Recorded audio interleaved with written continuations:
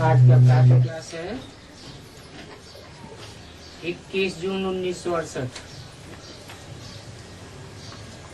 मीठे मीठे रूहानी सिकीले बच्चे ये तो जानते हैं कि हम अपनी दैवी राजधानी स्थापन कर रहे हैं।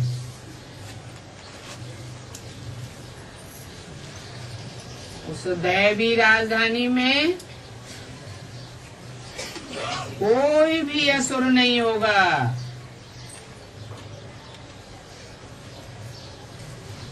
उस राजधानी में राजाएं भी होंगे तो प्रजा भी होगी, क्योंकि सभी बच्चे पुरुषार्थ तो करते हैं। राजयोग सीख करके राजा ही लेने का।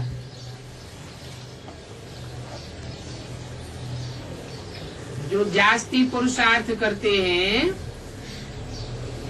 वो जास्ती प्राइज पाते हैं।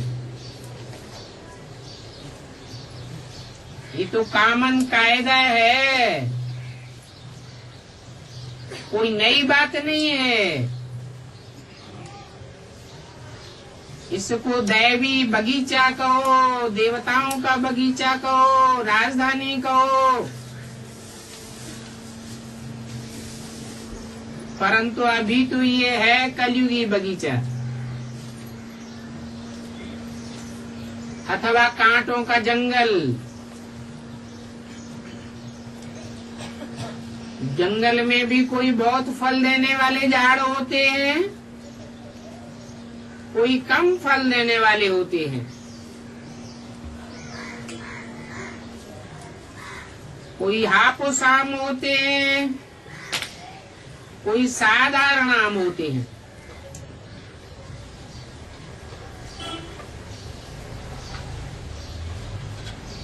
कोई संतरे भी हैं।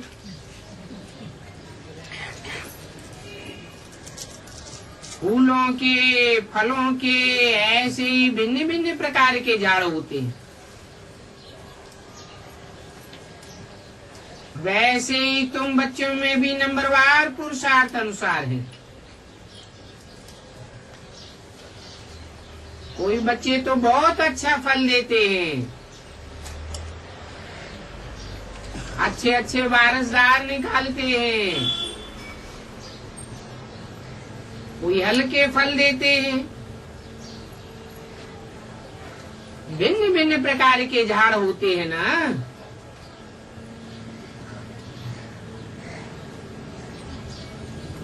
ये भी बाबा का फल देने वाला बगीचा है।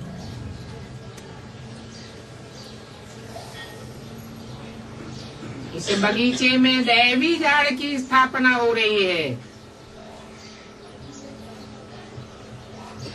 अथवा यूं कहें फूलों के बगीचे की स्थापना हो रही है। जैसे कल्प पहले मिसल हुई थी,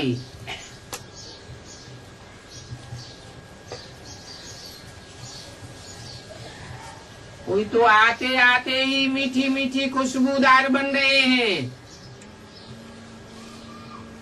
कोई फिर नंबरवार पुरुषार्थ अनुसार है। यहाँ सभी प्रकार की वैरायटी है।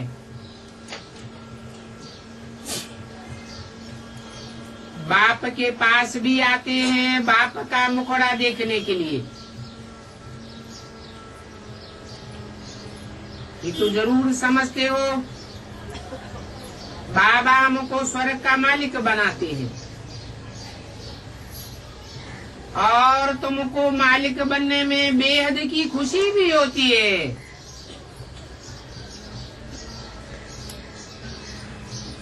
आज की दुनिया का हद का मालिक बना कांटों का ताज है, दुख देने वाला है।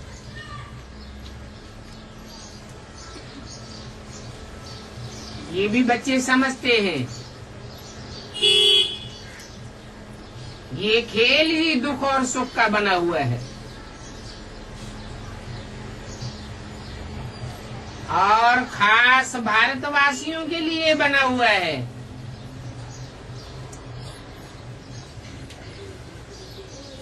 ये खेल आम सारी दुनिया के लिए बना हुआ है।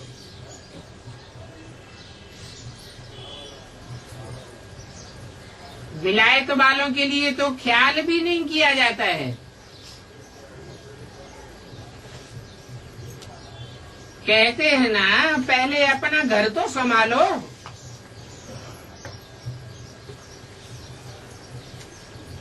अपने घर के बातियों पर धनी की नजर रहती है, तो बाप भी बैठकर एक एक बच्चे को देखते हैं। इन बच्चों में कौन कौन से गुण हैं और कौन कौन से अवगुण हैं।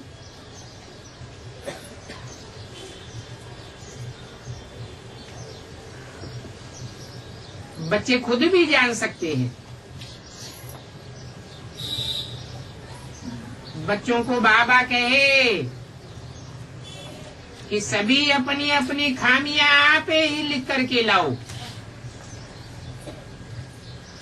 तो बच्चे झट से लिख सकते हैं। समझते हैं हमारे में क्या क्या खामियां हैं।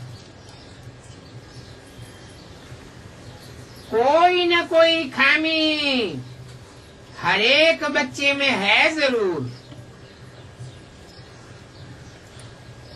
क्योंकि संपूर्ण तो कोई बच्चा नहीं बना है।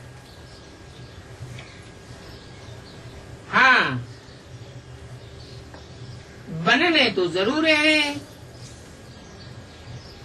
क्योंकि कल्प कल्प बने हैं। अब क्यों नहीं बनेंगे, इस बात में तो कोई भी संशय नहीं है। परंतु इस समय क्या क्या खामियां हैं, वो बतलाने से बाबा इन खामियों पर भी समझावेंगे। क्योंकि इस समय तो बहुत खामियां हैं।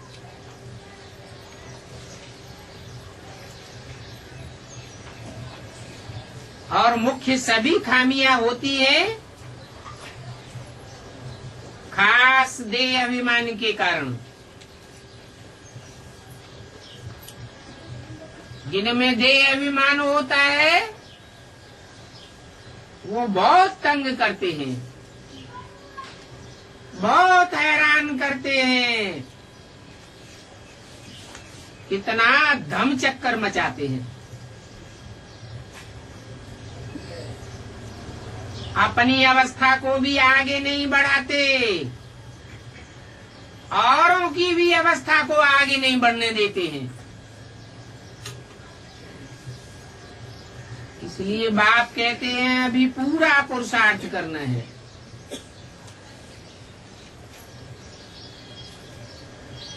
क्योंकि आखिरी तो ये शरीर भी छोड़ करके जाना है। परंतु शरीर छोड़ने से पहले दैवी गुण यही धारण करने हैं।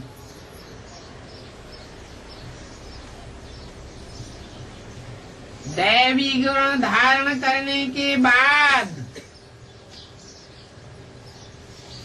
ये शरीर छूटे। कर्मातीत अवस्था में जाने का अर्थ भी बाबा समझाए रहे हैं।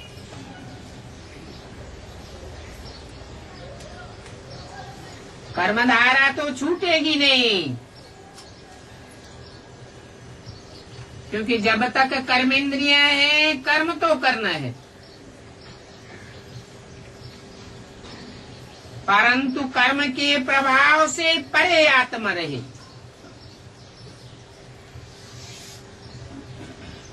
कर्म से अतीत हो जाए, उसको कहेंगे कर्मातीत अवस्था।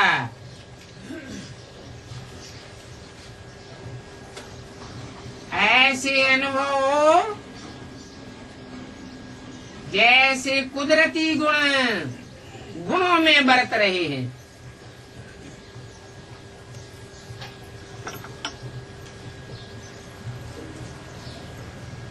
ऐसी अवस्था बनावेंगे तो कोई भी प्रकार का फला नहीं रह जाएगा।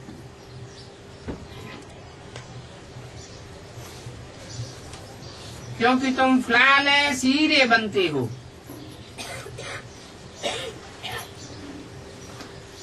तो हमारे में क्या क्या कमियां हैं ये तो हर एक जानते हैं,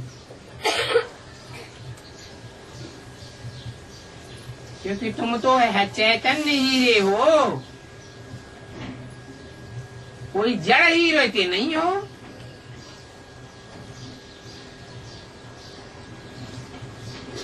जो जड़ हीरे होते हैं वो तो अपने अंदर से खामियां खुद नहीं निकाल सकते। तुम तो चैतन्य हो, तुम तो हर प्रकार की खामी अपने अंदर से निकाल सकते हो। जानेंगे तो निकालेंगे कैसे नहीं।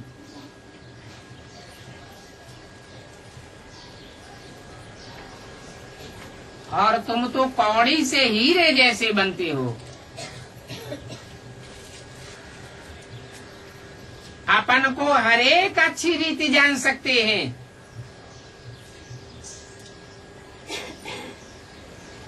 सर्जन पूछते हैं कौन कौन सी खामियां हैं जो तुमको पुरुषार्थ में अटक डालती हैं। वो खामियां तुमको आगे नहीं बढ़ने देती हैं। ये भी जानते हो कि पूरा पूरा खामियों से रहित तो पिछाड़ी में बनना है।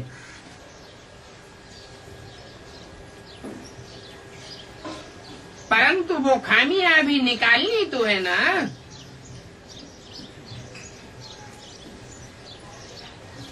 63 जन्म खामियां आती रही।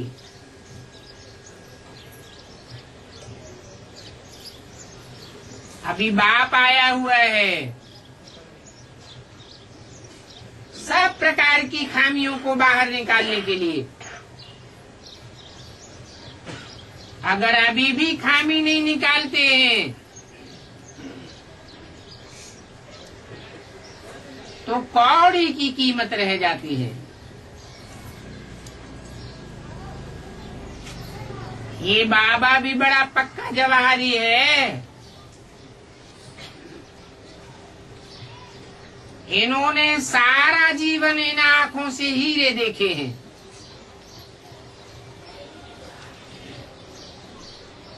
ऐसा जवारी कोई होगा नहीं जिसको इतना हीरों का परखने का शौक हो।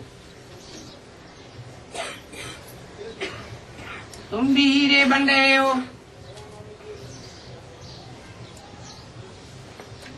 चैतन्य हीरे हो तो जानते जरूर हो कि हमारे में कोई कोई खामियां हैं जरूर। संपूर्ण तो अभी बने नहीं है।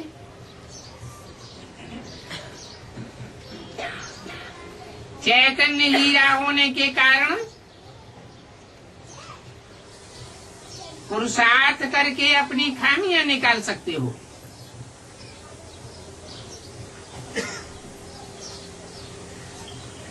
हीरे जैसा फ्लॉलेस तो बनना है जरूर। सो भी तब बनेंगे जब पूरा पुरुषार्थ करेंगे। बाप कहते हैं तुम्हारी अवस्था ऐसी पक्की होनी चाहिए कि शरीर छोड़ने के समय कोई भी याद ना आवे। एक बाप दूसरा न कोई। ये क्लियर बात है। तो अभी से मित्र संबंधियों आदि सभी से रग तोड़नी है।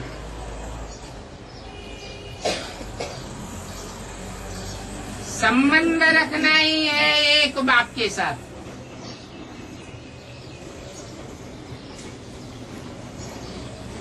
क्योंकि अभी तुम हीरे जैसे बन रहे हो, फ्लॉलेस।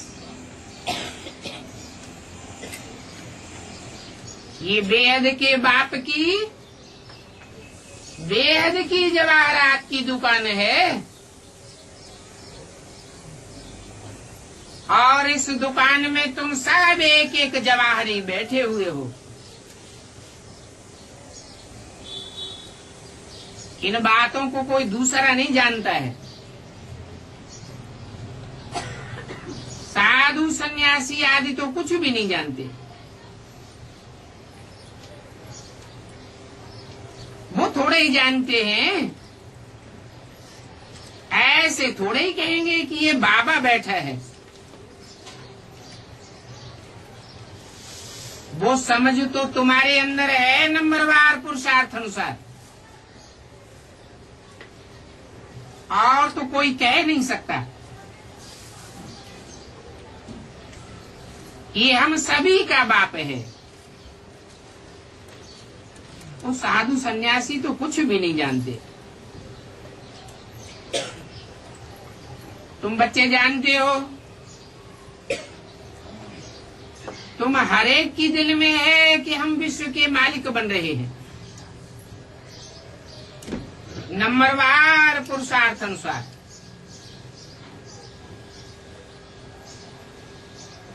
जिन्हों को कल पहले उच्च पद मिला है, उन्होंने जरूर पुरुषार्थ किया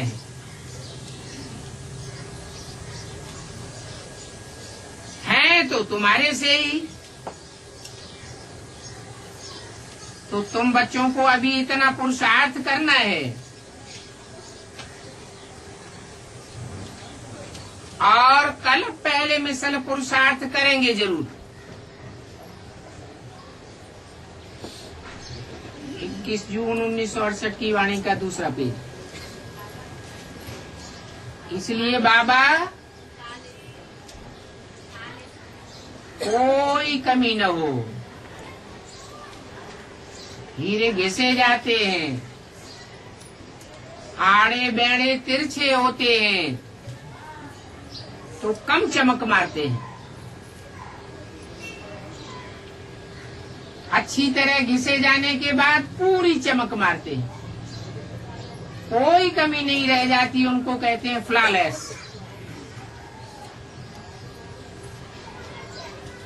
तो ऐसा फ्लॉलेस बनने का बच्चे पुरुषार्थ जरूर करेंगे। इसलिए बाबा एक एक बच्चे को देखते रहते हैं। जैसे फूलों को देखा जाता है, ये कैसा खुशबूदार फूल है,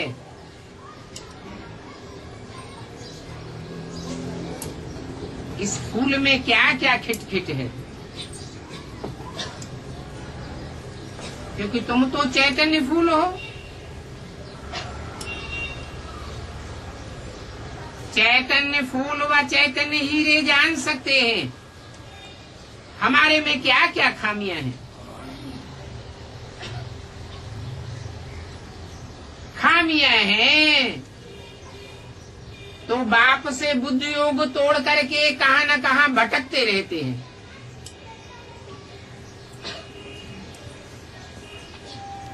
बाप फिर भी कहते हैं, बच्चे माँ में कम याद करो, अभी भटकने का टाइम नहीं है। 63 जन्म तुमने बहुत भटकाव किया।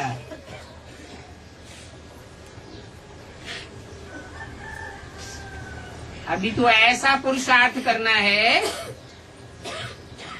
कि अंत समय में एक बाप के सिवा कोई दूसरा याद ना आवे। व्यस्त व्यवहार में रहते हुए भी एक बाप को याद करना है। इन बच्चों की तो भट्ठी बननी थी, तो जो तैयार होकर के निकले सर्विस के लिए, जिनको निकलना था वो निकले।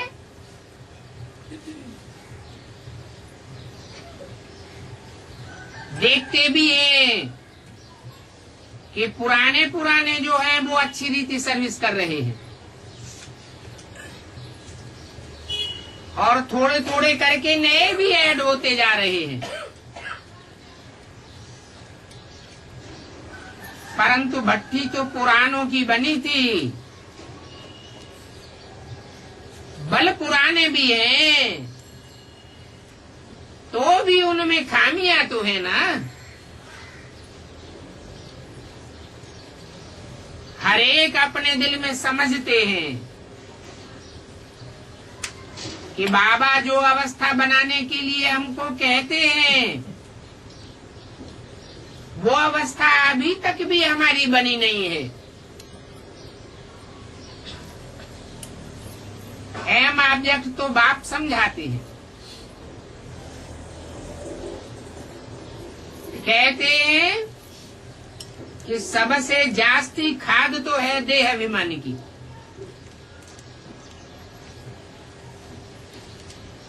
तभी तो घड़ी घड़ी देह की तरफ बुद्धि चली जाती है। अभी तो देह में होते हुए भी देही अभिमानी बनना है। इन आंखों से देखने की कोई भी चीज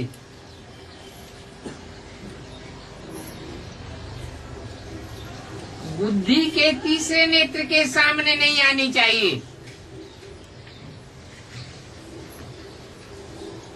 ऐसी पक्की अपनी अवस्था जमानी है।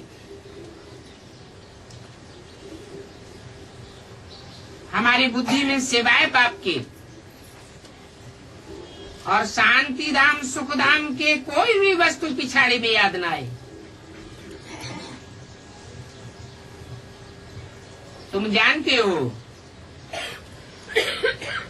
कि अंत में कुछ भी हमें साथ नहीं ले जाना है।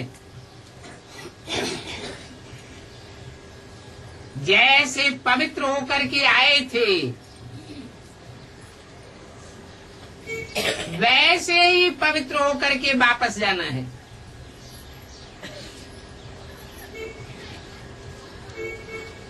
पहले पहले हम नए संबंध में आए थे, अभी हमारे संबंध पुराने हो चुके हैं। जर्जरीभूत तमोप्रधान संबंध बन गए हैं। कितना दुख देते हैं। पहले पहले हम नए संबंध में आए थे, अभी पुराना संबंध है। तो ये पुराने संबंधी जरा भी याद ना आवे।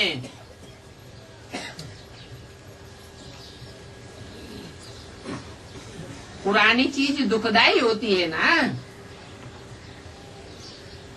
दुनिया की हर चीज पहले सुखदाई और अंत में दुखदाई हो जाती है।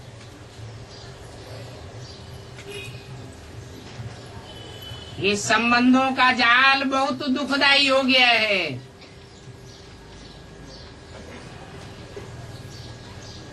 गैन भी है अंतकाल जो स्त्री सुमिरे। ये अंतकाल की बात अभी की है। अभी नए नए संबंध जोड़ने का टाइम नहीं है।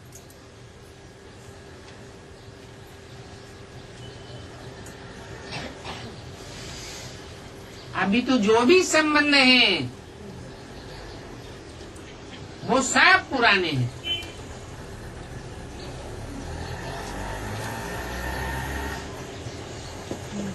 तो कलयुगी मनुष्यों ने जो संबंध बनाए हैं वो सब दुखदायी है।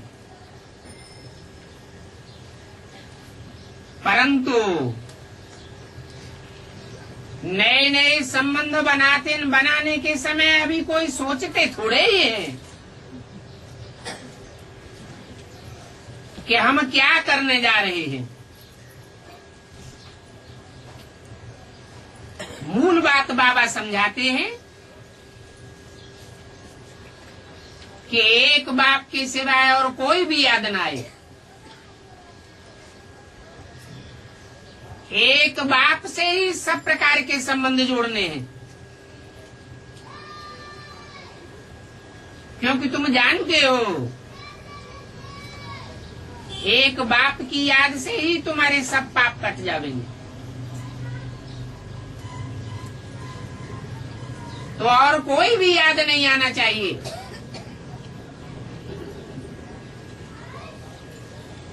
पाप कटेंगे तो तुम पवित्र हीरे मिसल बन जाएंगे। इस दुनिया में भी जहां जहां जावेंगे ज्ञान की चमक ही चमक मारते रहेंगे।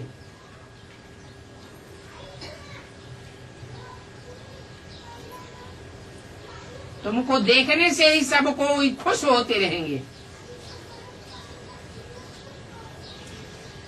पवित्र हीरा बन जावेंगे ना।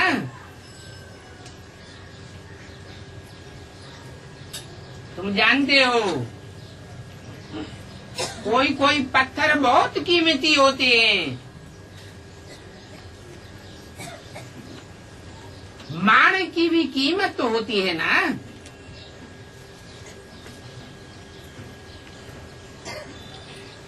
तो बाप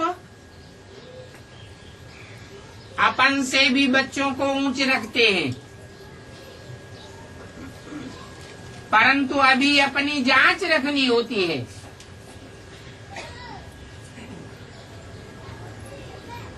बाप कहते रहते हैं अभी अंतर्मुख होकर के अपने को देखते रहो कि हमारे में क्या क्या खामी है। मूल बात हमारे में कहां तक देह अभिमान भरा हुआ है।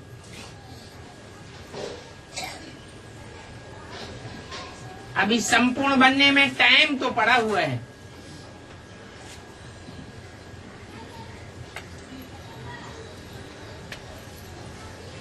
कोई भी अभी संपूर्ण नहीं बना है। फिर भी बाप पुरुषार्थ के लिए भिन्न भिन्न युक्तियां समझाते रहते हैं कि जितना हो सके उतना बाप की याद में बने रहें।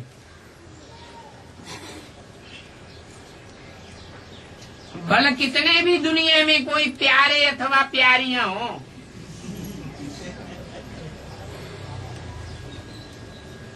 बहुत सुंदर सुंदर बच्चे होते हैं ना, बहुत लवली लगते हैं,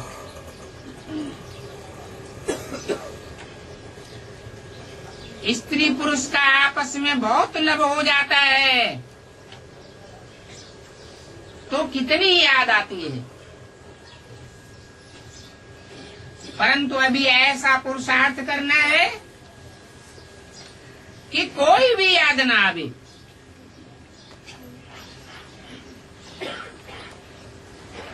यहाँ इस पुरानी दुनिया की कोई भी चीज याद नहीं आनी चाहिए। कोई कोई का बच्चों में भी बहुत मोह होता है। बाप कहते हैं सभी से मोह हटाकर एक बाप को ही याद करो।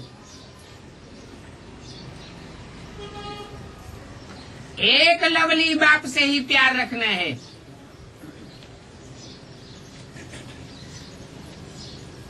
उनसे सभी संबंधों का सुख मिल जाता है।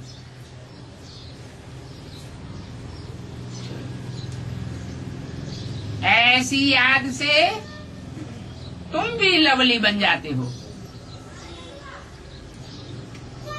तुम्हारी आत्मा लवली बनती है ना। बाप भी कितना लवली प्योर है।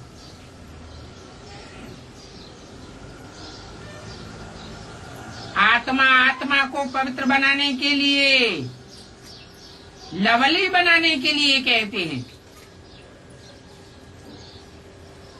बच्चे,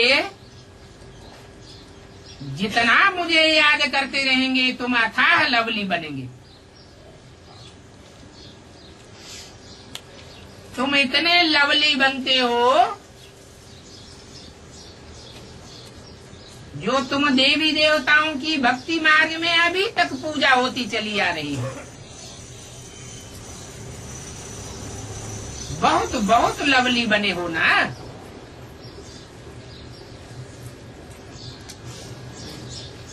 तुम आधा कल्प राज्य करते हो और आधा कल्प पूजे जाते हो।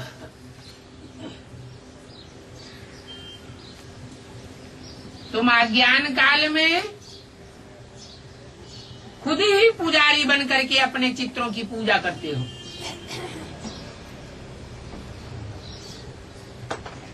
इतने तुम लवली बन जाते हो। अभी भी इस दुनिया में तुम सबसे जास्ती लवली बनने वाले हो। तो तुम अपनी जांच रखो। बाप को अच्छी रीति याद करेंगे तो लवली बनेंगे। सिवाय एक लवली बाप के और कोई भी याद ना आए। बहुत बहुत लव से याद करना है। बाप की याद में बैठे बैठे प्रेम के आंसू आ जाएं। बाप जानते हैं कि तुमको माया के तूफान तो बहुत आते हैं, परंतु अपने ऊपर जांच रखनी है कि हमारा लव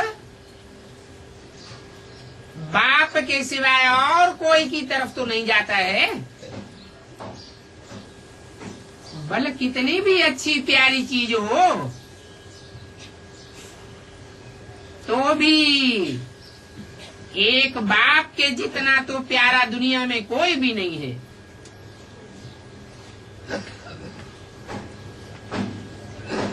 तुम सभी एक मासूक के आशिक बनते हो। आशिक मासूक जो होते हैं एक बारी भी एक दूसरे को देख लिया बस सारा जीवन के लिए प्रतिज्ञा कर लेते हैं हम और कोई से शादी नहीं करेंगे।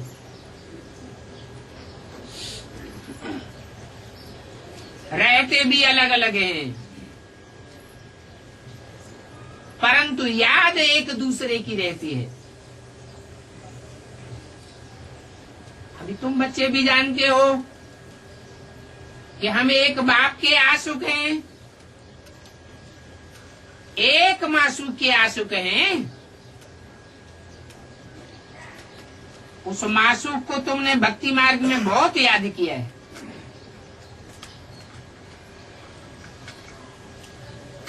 यहाँ तो अभी बहुत बहुत याद करना है, क्योंकि अभी तो वो सन्मुख पढ़ाते हैं। भक्ति मार्ग में तो सन्मुख था ही नहीं।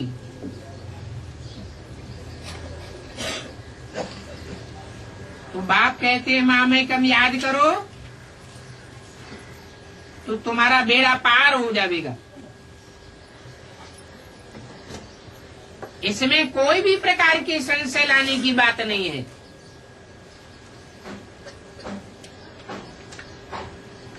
भगवान से मिलने के लिए सभी भक्ति करते हैं और ये भक्ति फिर भी जरूर होनी है। इस बात को तुम बच्चे समझते हो नंबरवार पुरुषार्थ अनुसार।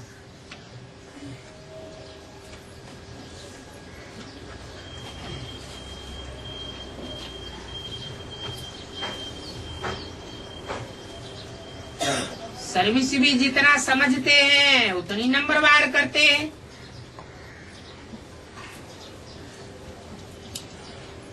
कोई कोई तो बहुत हड्डी सर्विस करते हैं।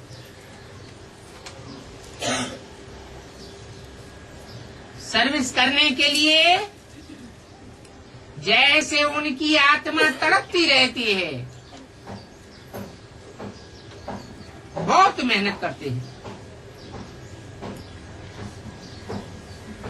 21 जून 68 की वाणी का 3रा पेरा, ये भी तुम जानते हो। इस दुनिया के जो बड़े बड़े आदमी हैं वो तो इतना नहीं उठेंगे।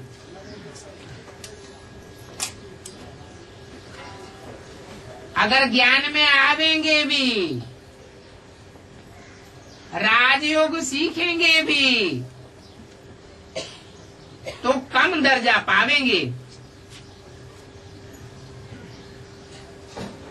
तुम जो मेहनत करते हो, तुम्हारी मेहनत तो व्यर्थ नहीं जाएगी। कोई समझ करके लायक होते हैं, फिर बाबा के सामने आते हैं। तुम भी समझ सकते हो ये लायक है या नालायक है।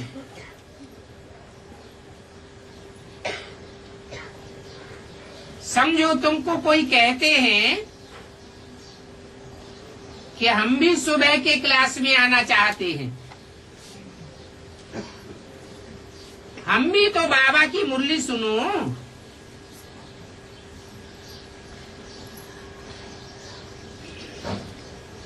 तो तुम कोई भी समझने वाले को ना नहीं कह सकते हो। उनको बिठाना ही पड़े। 8-10 दिन समझाई दिया, फिर आकर के बैठे तो कोई हर्जा नहीं है। तुम हर एक से फार्म तो भरवाते ही हो, उससे सारा मालूम पड़ जाता है।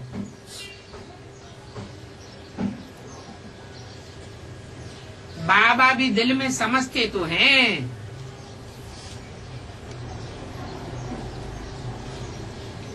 दृष्टि तो उन बच्चों को भी तुमसे मिलती है। तुम बच्चे भी श्रृंगार करने वाले हो।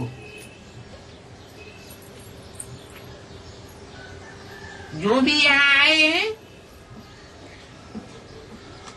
उन सभी बच्चों को तुमने श्रृंगार किया है।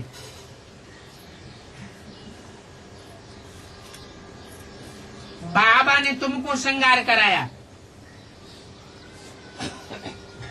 तुम फिर औरों को श्रृंगार करा के ले आते हो। तो बाबा आफरीन देते हैं। जैसा जैसा जो श्रृंगार किया है ऐसा औरों को भी श्रृंगार कराते हैं। कोई तो ऐसे कि अपने से भी अच्छा औरों को श्रृंगार कर देते हैं। सभी की अपनी अपनी प्रकार की तकदीर है। कोई समझने वाले ऐसे निकलते हैं कि समझाने वाले से भी तीखे चले जाते हैं।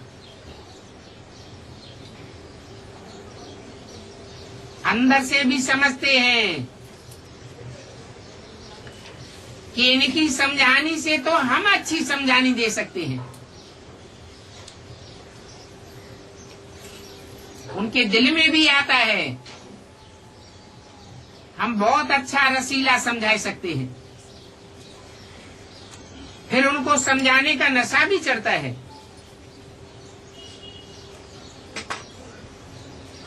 आखिरी वो छिपे नहीं रहेंगे, मैदान में आ जाएंगे।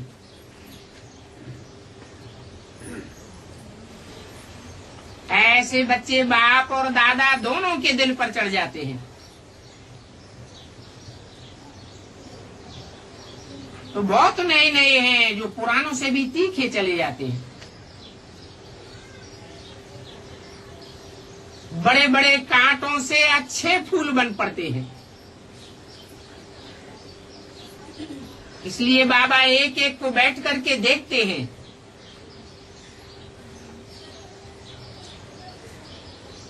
बाबा बागवान है ना, तो तुम छोटे बड़े मालियों को देखते रहते हैं। बाबा की दिल में होती है कि उठ करके जा करके पिछाड़ी में देखूं, क्योंकि पिछाड़ी में भी तो जा करके बैठते हैं ना। वास्तव में अच्छे अच्छे महारथियों को तो फ्रंट में बैठना चाहिए, नहीं तो फिर बाबा को ढूंढना पड़ता है। ये फूल कहाँ गया? बच्चे भी समझते हैं बाबा को बहुत खुशबूदार फूल चाहिए।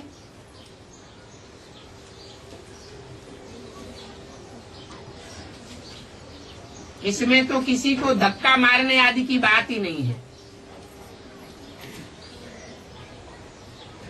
दिल में धक्का नहीं खाना चाहिए।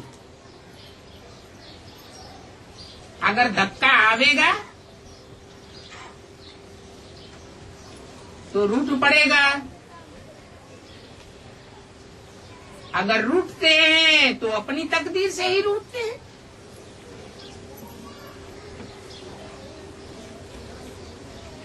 सामने वालों को देख करके अथाह खुशी होती है। ये बहुत अच्छा सर्विसेबल फूल है। कोई में थोड़ा डिफेक्ट होता है, कोई बहुत अच्छे साफ होते हैं,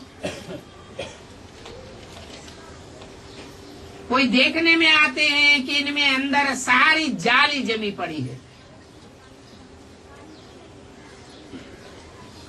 वो सारा किचरा निकालना पड़ता है। बाप जैसा सबको लवलीएस्ट बनना है। अभी कोई बना नहीं है। स्त्री का भी पति में लव रहता है, पति का इतना लव नहीं होता है जितना स्त्री का पति में लव रहता है।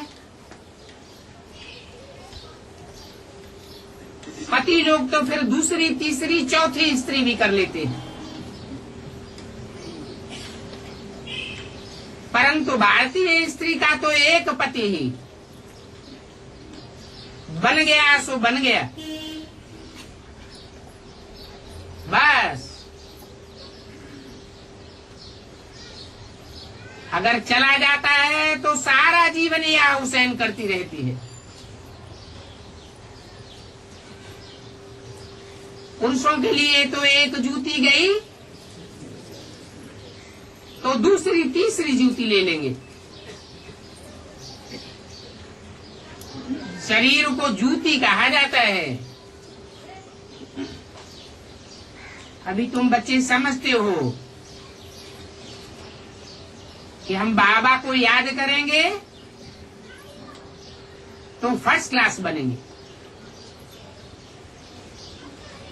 कोई बहुत फैशनेबल होते हैं तो 4-5 जूतियां भी रख लेते हैं,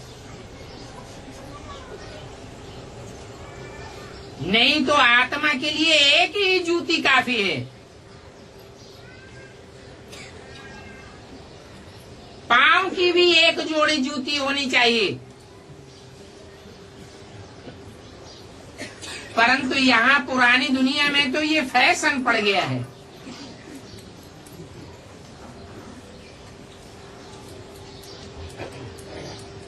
अभी तुम समझते हो बाप से हम क्या क्या बरसा पाते हैं।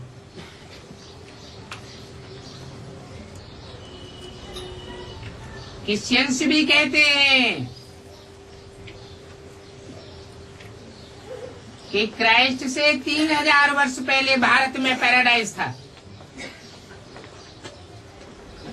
अभी फिर तुम बच्चे पैराडाइज के मालिक बन रहे हो। हेवन को कहा ही जाता है वंडर ऑफ द वर्ल्ड। जरूर हेवनली गॉड फादर ही हेवन स्थापन करेंगे।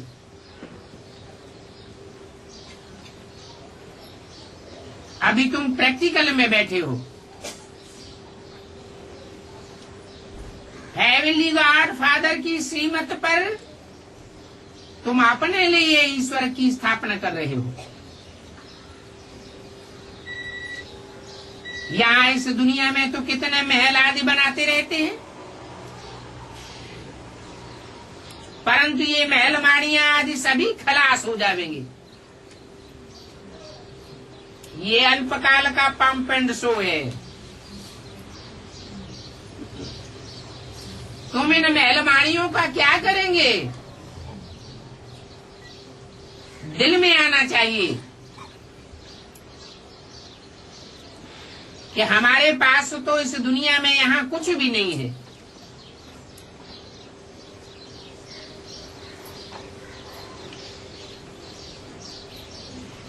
भले ये बाहर में घर गृहस्थ में रहते हैं,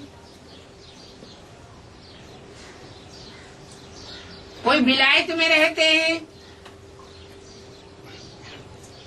फिर भी समझना चाहिए कि हमारे पास कुछ भी नहीं है। सब कुछ बाबा का है, हमारे पास तो कुछ भी नहीं है। तो अपने घर में रहते भी ऐसे समझना चाहिए।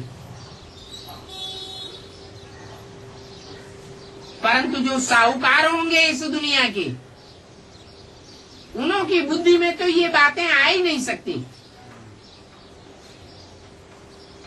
इसलिए बाबा कहते हैं ट्रस्टी होकर के रहो। कोई बच्चे पूछते हैं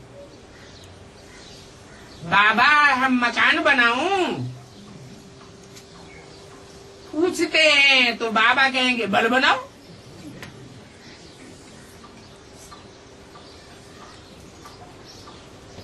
बनाओ और ट्रस्टी होकर के रहो।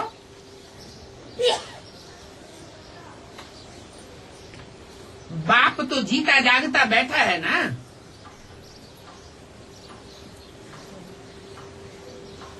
जब बाप जावेंगे तो सभी इकट्ठे होकर के चले जावेंगे अपने घर, और तुम भी अपनी राजधानी में चले जावेंगे।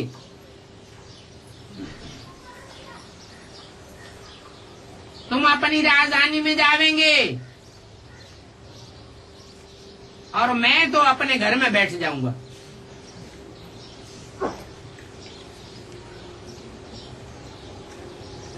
हमको तो कल्प कल्प आना ही है इस दुनिया में, जो पुरानी हो जाती है। पुरानी दुनिया में आकर के, पतितन में आकर के पुराने को पावन बनाता हूँ, और आता भी अपने समय पर हूँ। भक्ति मार्ग में तो तुम हमारे लिए कितने बड़े बड़े महल बनाते आए हो। वहां तुम्हारे पास कितना अथाह धन होता है। तुम जानते हो कि तुम्हारे लिए सुख की मार्जिन बहुत जास्ती है।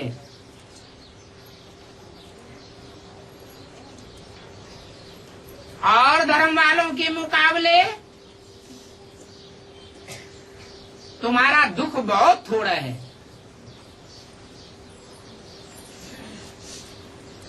इक्कीस जून 68 की वाणी का चौथा पेज। तो तुम बच्चों को तो ये बात दिल में रख करके बहुत खुशी होनी चाहिए। अभी हमारे दुख के दिन पूरे हुए,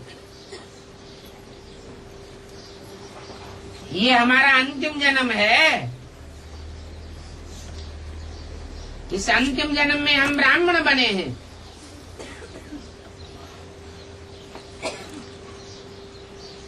पक्के ब्राह्मण बनेंगे तो पक्के देवता बन जाएंगे।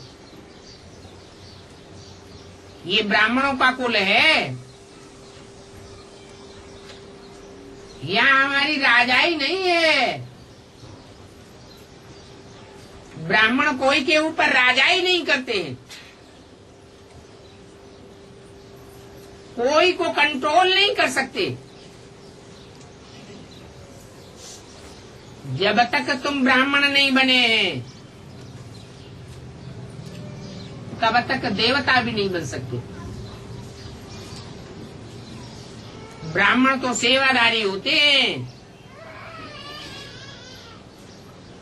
कितना भी कोई माथा मारे, अगर सच्चा सेवादारी नहीं बना है तो देवता भी नहीं बन सकता।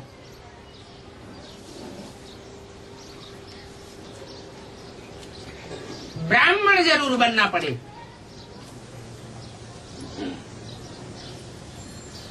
कोई कोई ऐसे भी हैं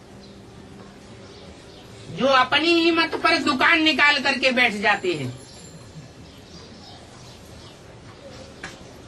ऐसों का फिर बाबा के पास कुछ भी जमा नहीं होता।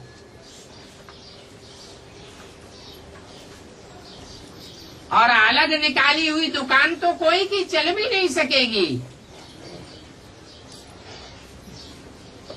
ये तो शिव बाबा की अविनाशी बैंक है। वो गवर्नमेंट की सारी बैंकें तो पाई पैसे की हैं।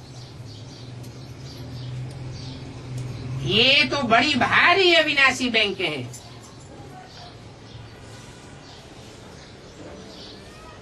यहाँ का यहाँ भी वापस कर देते हैं और 21 जन्मों के लिए ब्याज में भी देते हैं। ये ब्रह्मा की बैंक नहीं है, शिव बाबा की बैंक है।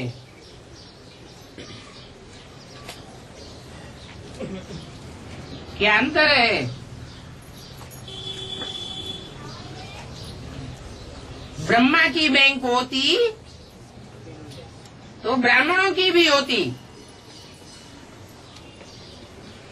न ब्रह्मा की बैंक है और न कोई ब्राह्मण की बैंक हो सकती है। तो शिव बाबा की है। पैसा डालो तो कारुण्य का खजाना मिल जाता है, परंतु कोई को इतना नशा चढ़ता नहीं है।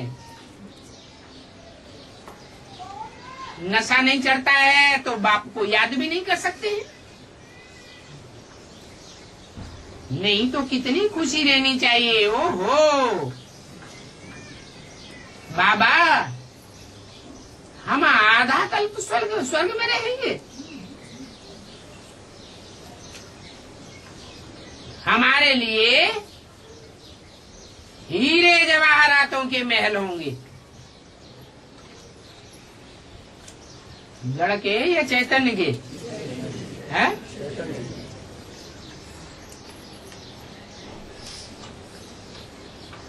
भक्ति मार्ग में तो जड़ित चित्र दिखाते हैं। उन जड़ चित्रों की भी कितनी वैल्यू हो जाती है। वहां तो दीवालों आदि में भी ये हीरे जवाहरात लगे रहेंगे। तुम सोचेंगे कि इतने हीरे जवाहरात आदि कहां से आवेंगे? अरे तुम देवी देवता बनेंगे तो कुदरत तुम्हारे लिए सब कुछ मुहैया करावेगी।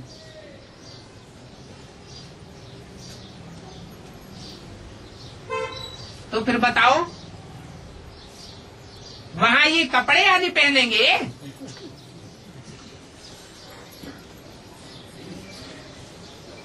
खानियां जो इस समय खाली हो गई हैं, वो सब भरतू हो जाएंगी, क्योंकि वहां तो ढेर के ढेर हीरे जवाहरात आदि होते हैं। जैसे यहाँ इस दुनिया में ईंटें पत्थर होते हैं, वहां तो हीरे जवाहरात रियल में होंगे। तो विचार करो कि हम ये तमोप्रधान शरीर छोड़ करके जाकर प्रिंस बनेंगे, विश्व के मालिक बनेंगे। कितनी खुशी होनी चाहिए।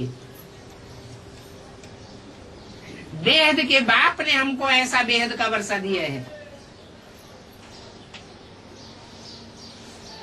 जितना हम बाबा को बहुत याद करेंगे,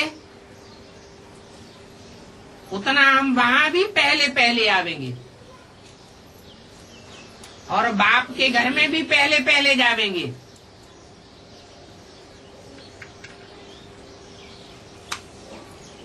इस दुनिया में भी बड़े बड़े आदमियों के लिए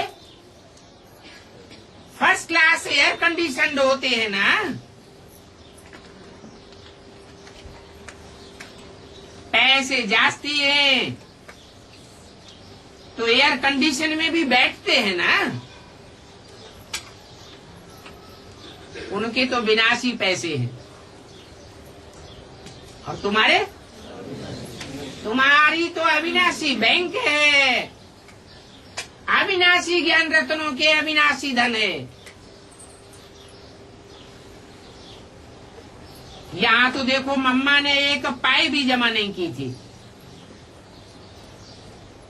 मम्मा के पास सिर्फ ज्ञान और योग की पावर थी।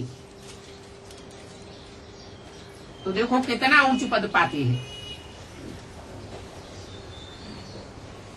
गरीबों को तो और ही फ्री है। तो बाप समझाते हैं अपन को अच्छी रीति देखना है। हमारे में कोई भी प्रकार की खामी तो नहीं है। घड़ी घड़ी अपन को चेक करना है, हमारी कहीं बुद्धि तो नहीं जाती है। अगर बाप को याद करते रहेंगे तो सारी खामियां निकलती जाएंगी। देहदारियों को याद करते रहेंगे तो खामियां बढ़ेंगी या घटेंगी? बढ़ती जाएंगी।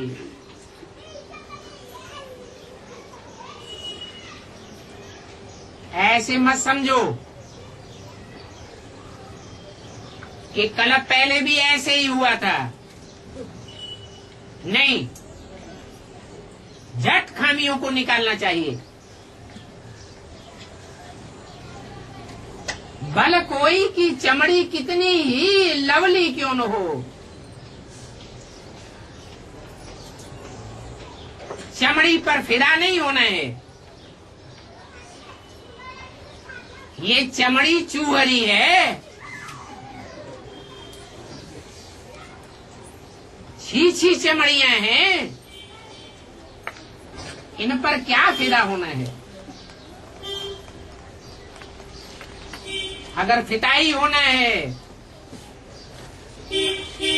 तो आत्मा जो पवित्र होती है,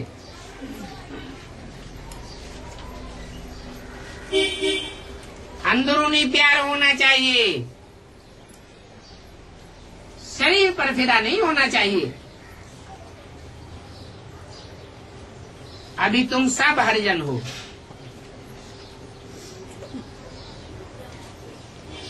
ये चमड़ी हरिजन है ना, इनको छोड़ना है। देह सहित देह के जो भी संबंध हैं पुराने, वो सब हरिजन है। बाकी तो हरि अर्थात दुख हरने वाला, उनके साथ बुद्धि का योग लगाना है। अगर कोई की देह के साथ बुद्धि योग बार बार जाता है तो समझो कि हमारे साथ चूहरी लगी हुई है। बाप कहते हैं देह के सभी धर्मों को छोड़ अपन को आत्मा समझो। हमारी आत्मा अभी पवित्र हो रही है, ये शरीर तो अपवित्र होता जाता है। इसलिए जितना जितना बाप की याद में रहेंगे आत्मा पावरफुल होती जाएगी और शरीर सड़ते जाएंगे। इन शरीरों को क्या याद करना है?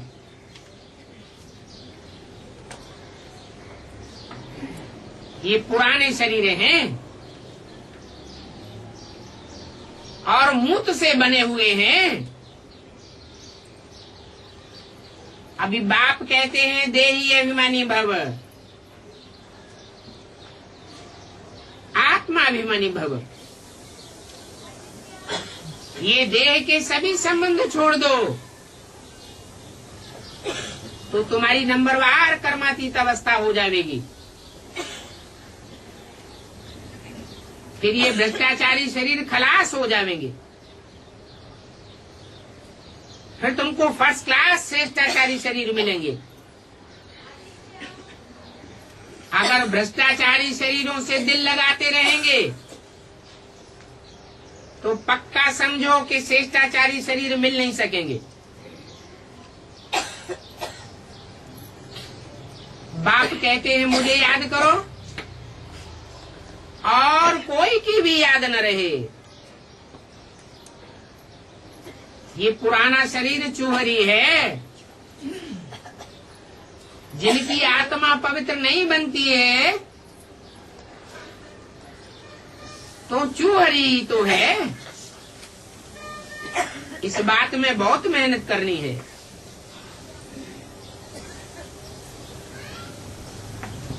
इतने में खुश नहीं होना चाहिए कि हमने कोई को बहुत अच्छा समझाया, बहुत प्रभावित हुआ। बाबा कहते हैं प्रभावित माना प्रजा, बनाना है बाप का वारसदार। और बनाया क्या? अपनी प्रजा बना लिया। खुद ही नहीं समझे तो दूसरों को क्या समझावेंगे? बल कोई आवेंगे, हाथ जोड़ेंगे, वो तो देह को दुख करके हाथ जोड़ते हैं, बाप को थोड़े ही जानते हैं। इसलिए बाबा मिलते हैं तो भी अशरीरी होकर के बेहद में रहते हैं। बेहद में रहने से दुनिया भूल जाएगी। बाबा आत्मा को बैठ करके दृष्टि देते हैं।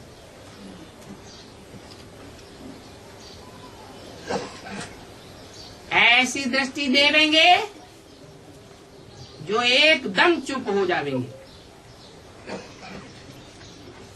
मुख से बात भी नहीं निकलेगी।